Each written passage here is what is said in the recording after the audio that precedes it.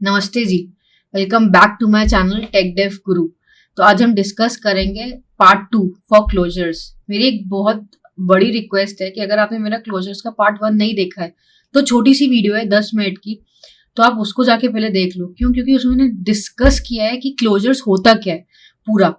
आज हम डिस्कस करेंगे आउटपुट क्वेश्चंस के बारे में कि जितने भी आउटपुट क्वेश्चंस, मेरे को 8+ ईयर्स का एक्सपीरियंस है, तो अप्रोक्स 40+ इंटरव्यू जो मैंने दिए हैं उसमें मेरे से क्लोजर्स पूछा गया, उसमें क्या क्लोजर्स के आउटपुट क्वेश्चंस पूछे गए हैं, मैंने लोगों से क्या आउटपुट क्वेश्चंस पूछे हैं। तो जो भी आउटपुट क्वेश्चंस क्लोजर्स के बन सकते हैं, आज हम वो सब डिस्कस करेंगे कि इस वीडियो के बाद आपको क्लोजर्स के बारे में कोई क्वेश्चन पूछे तो आपको हर एक चीज पता होनी चाहिए। I will try to make sure that. तो चलिए स्टार्ट करते हैं। सबसे पहले मैं स्टार्ट करेंगे सबसे बेसिक इंटरव्यू क्वेश्चन की क्लोजर्स क्या होता है। तो मैं आपको बताऊंगी कैसे इसको आंसर करना है। तो closure is a inner function which can access the variables and parameters of the outer function. Inner function cannot only access but also can change the values of the variables and parameters of the outer function। ठीक है। अब फिर second से आपको बताना है कि ये होता क्यों है। तो आपको ये बताना है कि this inner function is created by this outer function. तो जिसके कारण इस इनर फंक्शन के पास रेफरेंस है the variables and parameters of this outer parent function. उसके कारण उसको वो एक्सेस कर पाता है और उसको जो है चेंज भी कर पाता है। So that is nothing but a lexical environment. ठीक है, कि इनर फंक्शन के पास वो अपनी चीज़ें यूज़ कर सकता है और जिस आउटर फंक्शन को क्रिएट किया है उसकी चीज़ें भी यूज़ कर सकता है। और सपोज ये आउटर फंक्शन, तो आउटर फंक्शन कहाँ क्रिएट हुआ है? ग्लोबली। तो बेसिकली फिर क्लोजर्स में इनर फंक्शन अपनी चीज़ें यूज़ कर सकता है, फिर वो आउटर पेरेंट फंक्शन की चीज़ यूज़ कर सकता है, और आउटर फंक्शन को किसने क्रिएट किया? ग्लोबल स्कोप ने। तो वो फिर ग्लोबल स्कोप की भी चीज़ें यूज़ कर सकता है। तो ये पूरा उसका स्कोप हो गया। तो ऐसे पूरा आपको एक्सप्लेन करना है क्लोजर्स के। इतना भी काफ़ी ना हो तो आप क्या करोगे, आप एक एग्जाम्पल दोगे कि सपोज एक आउटर फंक्शन है जिसके अंदर मैंने एक इनर फंक्शन क्रिएट किया है और रिटर्न किया है। ठीक है, अब मैं इस आउटर फंक्शन को कॉल कर रहा हूँ। तो जैसे मैंने कॉल किया तो क्या हुआ, इनर फंक्शन ने क्या किया, क्लोजर बना लिया, जिसके कारण इसके पास अब x का एक्सिस है। ठीक है, ये वेरिएबल का एक्सिस है even if it is return. और इसके कारण जब हम इनर फंक्शन को कॉल करते हैं तो इसकी 10 वैल्यू वो रिटेन रखता है +5 that is 15। Next interview question है कि क्लोजर स्कोप चेन क्या होता है। जो हमने डिस्कस किया कि जो इनर फंक्शन है वो क्या है, वो अपनी लोकल स्कोप अपनी चीजों को एक्सेस कर सकते हैं, plus outer function, outer parent function जिसको क्रिएट किया उसको एक्सेस कर सकता है। अब आउटर पेरेंट फंक्शन किसको एक्सेस कर सकता है? जिस आउटर फंक्शन ने उसको क्रिएट किया था। अब उस आउटर फंक्शन को सपोज ग्लोबली क्रिएट किया गया तो ग्लोबल को वो एक्सेस कर पा रहा है। तो इसका मतलब है कि हर एक क्लोजर अपने लोकल स्कोप को एक्सेस कर पाता है, इनर फंक्शन, फिर वो आउटर फंक्शन की स्कोप को एक्सेस कर पाता है और ग्लोबल स्कोप को एक्सेस कर पाता है। इसी को हम कहते हैं क्लोजर स्कोप चेन। ठीक है। अब थर्ड क्वेश्चन है कि क्या एडवांटेजेस हैं और क्या डिसएडवांटेजेस हैं क्लोजर के। तो चलिए डिस्कस करते हैं पहले एडवांटेजेस। पहला एडवांटेज है इनकैप्सुलेशन। अब इनकैप्सुलेशन का मतलब क्या होता है? It refers to practice of hiding internal details of an object and exposing only necessary information to the outside world। मतलब सपोज मेरे पास एक बैंक अकाउंट है, ठीक है, अब उसमें मैं अकाउंट नंबर भेज रही हूँ, नेम भेज रही हूँ, बैलेंस भेज रही हूँ। ठीक, अब मैंने क्या किया, let account number equal to account number जो भेज रही हूँ उन सबको डिक्लेयर कर दिया और असाइन कर दी वैल्यूज। एक फंक्शन है शो अकाउंट डिटेल्स, दूसरा फंक्शन है डिपॉजिट। डिपॉजिट के अंदर मैं कुछ अमाउंट पैरामीटर तक भेज रही हूँ जो बैलेंस में ऐड हो जाएगा। मैं कुछ अमाउंट बैलेंस में भेज रही हूँ जो बैलेंस में, मैं कुछ अमाउंट पैरामीटर की तरफ भेज रही हूँ जो बैलेंस में ऐड हो जाएगा। और उसके बाद फिर इंटरनली मैं ये फंक्शन कॉल करा रही हूँ और मैं क्या कर रही हूँ, सिर्फ एक फंक्शन रिटर्न कर रही हूँ, दैट इज डिपॉजिट। मतलब मैंने हाइड कर दी सारी internal details of an object only exposing necessary information, that is मैंने अपना एक फंक्शन एक्सपोज किया डिपॉजिट, बाकी कुछ भी, बाकी सारे वेरिएबल्स हैं, ये फंक्शन है, मैंने किसी को एक्सपोज नहीं किया, मैंने सबको हाइड कर लिया, सिर्फ एक नेसेसरी इंफॉर्मेशन डिपॉजिट की, मैंने वो फंक्शन को क्या किया, रिटर्न कर दिया। अब यहाँ पे जब मैं बैंक अकाउंट लवी 500 ये लिखा, तो मेरे बैंक डिपॉजिट में क्या हुआ, एक फंक्शन रिटर्न हुआ, ठीक है। अब उस फंक्शन में क्या है 500, मैंने क्या किया, वो अमाउंट यहाँ पैरामीटर में डाली, उसने बैलेंस किया, उसने शो अकाउंट डिटेल्स कर दी। So this is nothing but encapsulation, कि हम सिर्फ कुछ डेटा नेसेसरी इंफॉर्मेशन बाहर के वर्ल्ड को एक्सपोर्ट करते हैं, बाकी सबको हाइड कर लेते हैं। तो ये कैसे पॉसिबल हो रहा है, क्लोजर की हेल्प से, क्योंकि ये इनर फंक्शन ने क्या किया, ये आप देख रहे हो बैलेंस, ये अमाउंट देख रहे हो, ये इनर फंक्शन में अकाउंट नंबर, ये एक्सेस कर पा रहा है अपने आउटर फंक्शन को, और एक्सेस कर पा रहा है, और यहाँ पे म्यूटेट भी कर पा रहा है, मतलब चेंज भी कर पा रहा है अपने आउटर फंक्शन के वेरिएबल और पैरामीटर्स को जिसको उसने क्रिएट किया था, ठीक है। और इसकी वजह से क्लोजर का एग्जाम्पल हुआ। अब सेकेंड एडवांटेज होती है फंक्शन करिंग। फंक्शन करिंग का मतलब क्या होता है, वो फंक्शन जिसमें हम सिर्फ एक पैरामीटर पास करते हैं और हम दूसरा फंक्शन फिर रिटर्न करते हैं जिसमें हम फिर एक फंक्शन पास करते हैं जब तक हम कुछ काम ना कर रहे हो। मतलब यहाँ पे हमने क्या किया, हमने एक फंक्शन ऐड किया, ठीक, और हमने दूसरा फंक्शन रिटर्न किया, उस दूसरे फंक्शन इनर फंक्शन में हम a प्लस बी कर रहे हैं। तो ये कैसे पॉसिबल है, क्लोजर की हेल्प से। बी लोकल है, a उसके आउटर फंक्शन का है, ठीक है। थर्ड होता है मेमोराइजेशन। अब मेमोराइजेशन होता क्या है, डिटेल में आपको मैं बाद में डिस्कस करूंगी इसके बारे में, ठीक है। ये भी बहुत एक इंपॉर्टेंट टॉपिक है इंटरव्यू का। तो मेमोराइजेशन का सिंपल सा फंडा आप अभी समझ लो, ये होता है कि सपोज मैंने एक फैक्टोरियल मेमोराइज करना, वैल्यू को, डेटा को मेमोराइज करना। फॉर एग्जाम्पल मैंने फैक्टोरियल किया, 5 का फैक्टोरियल किया, तो क्या चलता है, 5 इंटू 4 इंटू 3 इंटू 2 इंटू 1 करके चलता है, उसने 120 दे दिया, ठीक। अब उसको 6 का, अब उसी प्रोग्राम को 6 का फैक्टोरियल निकालना, तो फिर करेगा 6 into 5 into 4 into 3 into 2 into 1। ऐसे 10 का निकालना है तो 10 से 1 जाएगा। मेमोराइजेशन में क्या होता है कि सपोज एक बार मैंने 5 का फैक्टोरियल निकाल लिया, ठीक है, तो वो उस 5 के फैक्टोरियल की वैल्यू को, रिजल्ट को याद कर लेता है, कैच कर लेता है, कैचे में स्टोर कर लेता है, ठीक है, हमारे प्रोग्राम की हेल्प से। और उसके बाद फिर जब हम 6 या 10 का फैक्टोरियल करते हैं तो 10 इंटू 9 इंटू 8 इंटू 7 इंटू 6 करेगा। जैसे ही 5 देखेगा उसने कहा अच्छा 5 की वैल्यू, उस वैल्यू को उठा लेगा। और ये चीज पॉसिबल हो पाती है क्लोजर की हेल्प से, ठीक है। फिर बहुत कुछ जो हमारे सारे एसिंक्रोनस फंक्शन चल रहे हैं, इवेंट हैंडलिंग चल रही है, सेट टाइम आउट चल रहा है, जहाँ पे कॉल बैक्स हैं, वहां पे भी हम जो है क्या कहते हैं, अपने आउटर फंक्शन के डेटा को यूज कर पाते हैं। कभी कभी हमको जरूरत होती है यूज करने की, तो हम यूज कर पाते हैं, क्यों, क्लोजर की वजह से। ये एक एडवांटेज हो गई, ठीक।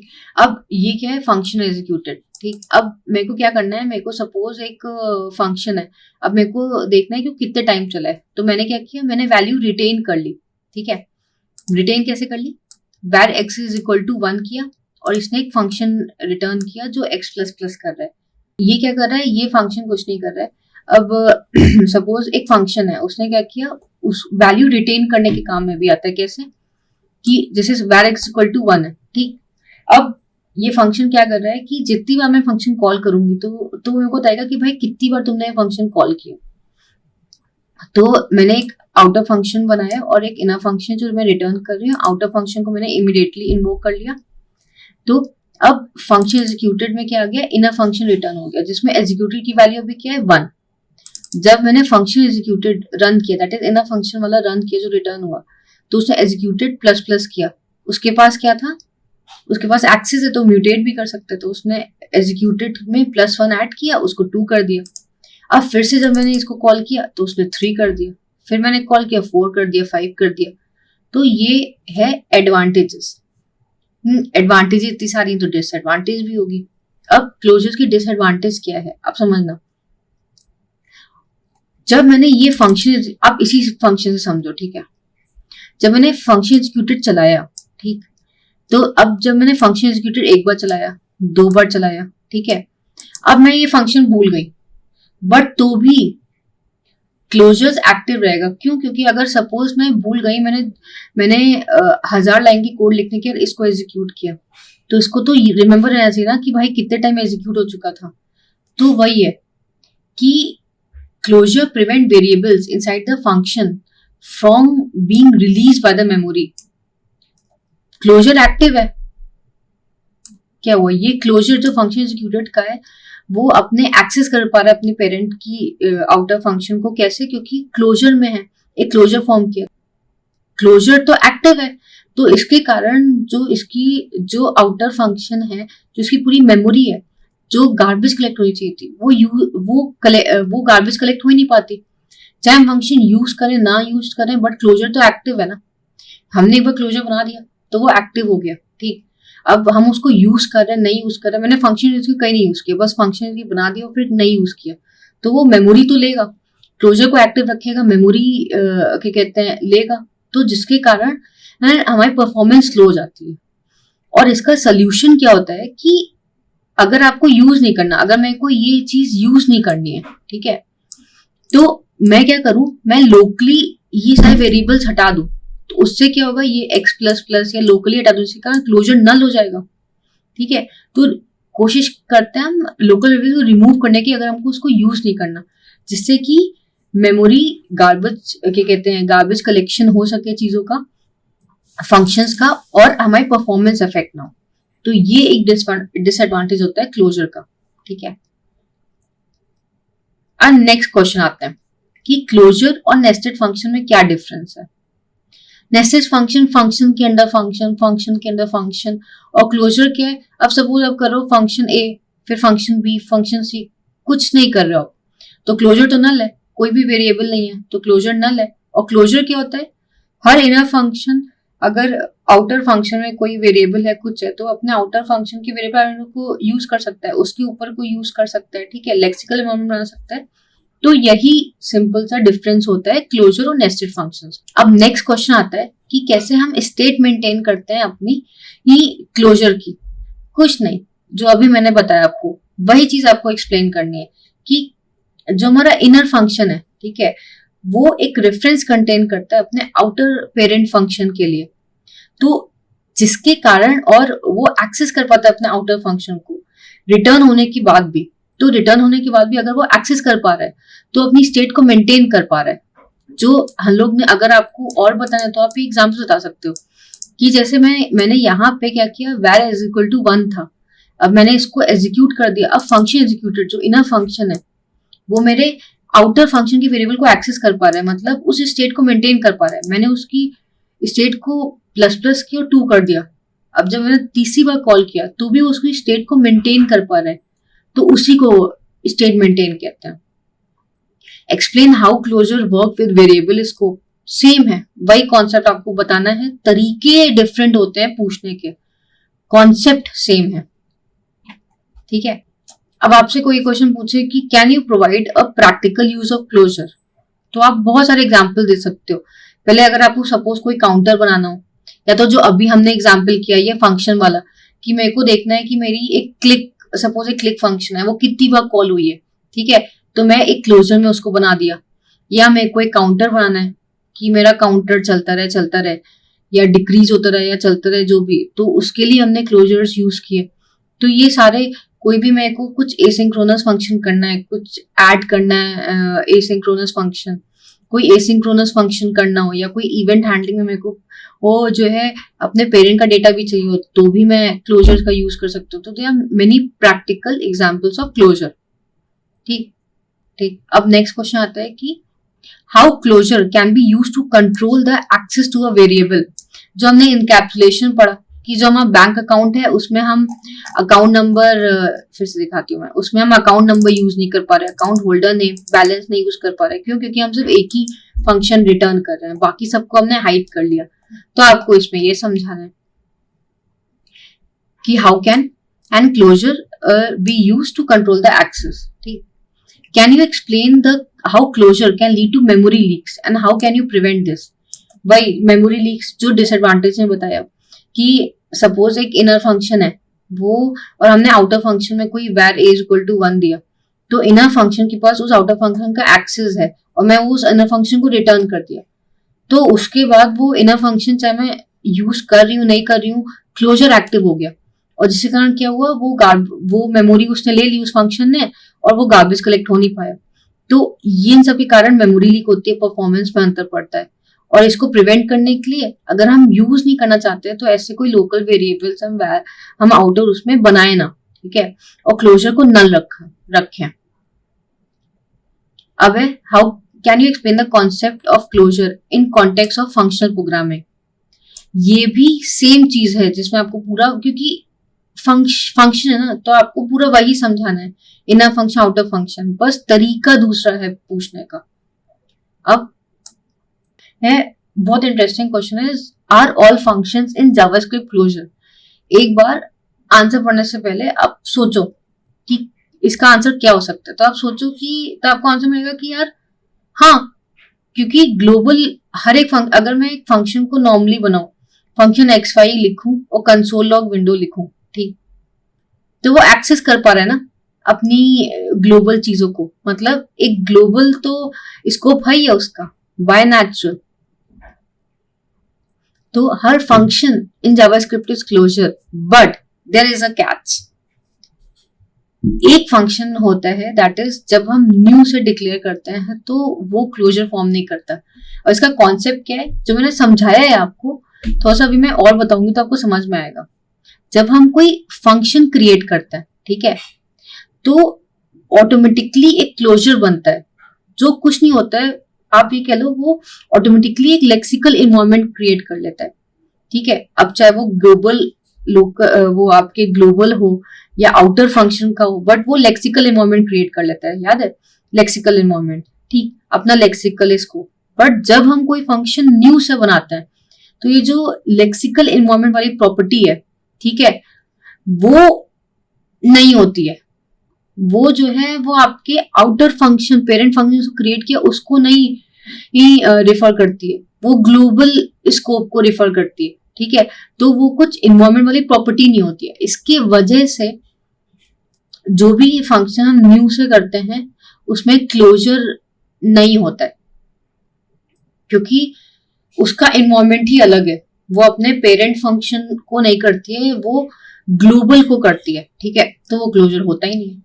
हाँ जी, तो ये सारे जो क्लोजर्स के क्वेश्चंस थे वो अभी थ्योरेटिकल क्वेश्चंस थे जो हमने आज डिस्कस किए हैं, but this is not the end. इसके एक और पार्ट है जिसमें कि आउटपुट क्वेश्चंस क्या क्लोजर के होते हैं वो मैं आपसे डिस्कस करूंगी, वो छोटा सा ही होगा, बट वो पार्ट 2 होगा, क्योंकि वो इतना लंबा हो चुका कि मैंने सोचा कि उसको नेक्स्ट पार्ट में आपको बताया जाए।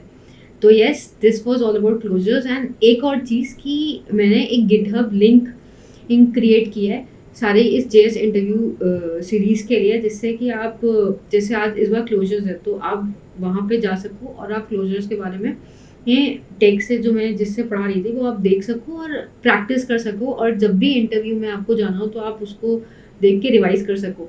एंड वन मोर थिंग, अगर आपको मेरी वीडियोस पसंद आ रही हैं, अगर आपको मेरा सुनना पसंद है तो do like share subscribe to every person जिसको इंटरव्यू क्लियर करना है और जिसको थोड़ा समझना है, जिसको बहुत ज़्यादा इंग्लिश नहीं आती बट और या उसके कॉन्सेप्ट थोड़े कम है, because this will be one stop solution जिससे आपको हर एक कॉन्सेप्ट समझ में आएगा, ये मेरा वादा है, ठीक है।